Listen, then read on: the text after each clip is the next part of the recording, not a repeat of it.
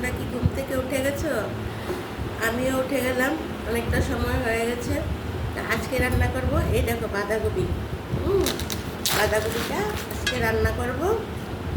বাঁধাকপিটা আমি কাটছি। বাঁধাকপিটা আমি রান্না করব আজকে ইলিশ মাছের মাথা দিয়ে। বাঁধাকপিটা এইভাবে কুচি কুচি করে কেটে তারপর আলু দেবো। আলুগুলোকে সেদ্ধ করে ওর সঙ্গে দেবো।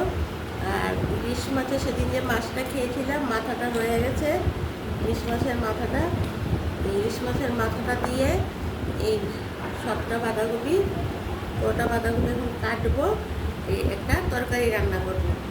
আর করবো চিংড়ি মাছ আছে, চিংড়ি মাছ আছে, দেখা যাচ্ছে কি চিংড়ি মাছগুলো,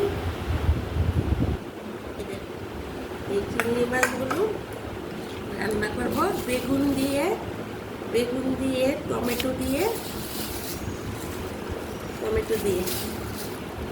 বেগুন দিয়ে টমেটো দিয়ে এই চিংড়ি মাছটা মাখা মাখা করে সঙ্গে একটু আলুও দেবো।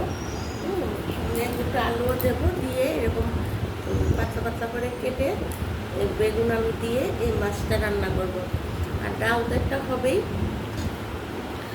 আর দেখি কুমড়ো আছে, যদি ভাজা কিছু খাই কুমড়ো ভাজা করে দেবো।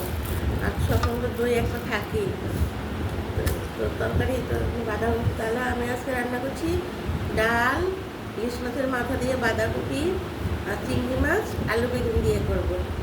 তো আমার আজকে রেসিপিটা তোমাদের বন্ধুরা পছন্দ হয়েছে? পছন্দ হলে তোমরা কমেন্ট করে অবশ্যই জানাবে। আর প্লিজ আমাকে একটা সাবস্ক্রাইব করে দেবে বন্ধুরা। তোমরা সাবস্ক্রাইব না করলে তো আমি পারছি না এগোতে, কিন্তু সাবস্ক্রাইব ভালো করে করছো না। প্লিজ আমাকে একটু সাবস্ক্রাইব করে দাও। আমি তো নতুন, হয়তো বা আমার ভিডিওগুলো তোমাদের ভালো লাগছে না, তো প্লিজ সাবস্ক্রাইব করে দাও। নতুনদের তো সাবস্ক্রাইব করা উচিত না, বলে আমারও সেই রকমভাবে ভিডিও করতে পারছি না। তোমরা সাথে থাকলে অবশ্যই করতে পারবো। তাহলে বন্ধুরা এখন রাখি, অনেকগুলো তরকারি রান্নাবাড়ি আছে, বাঁধাকপি, চিংড়ি, অনেক কিছু। তো তোমরা রান্না করো, আমিও রান্না করি। এখন রাখি। আর এই বাঁধাকপিটাও দেখাবো, চিংড়িটাও দেখাবো। তোমরা দেখতে পারবে যে আমি কীভাবে রান্না করছি চ্যানেলে। সাবস্ক্রাইব করে আমার ভিডিওগুলি আসলে পুরোটা দেখবে। বন্ধুরা এখন রাখি, টাটা, বাই বাই, সবাই ভালো থেকো।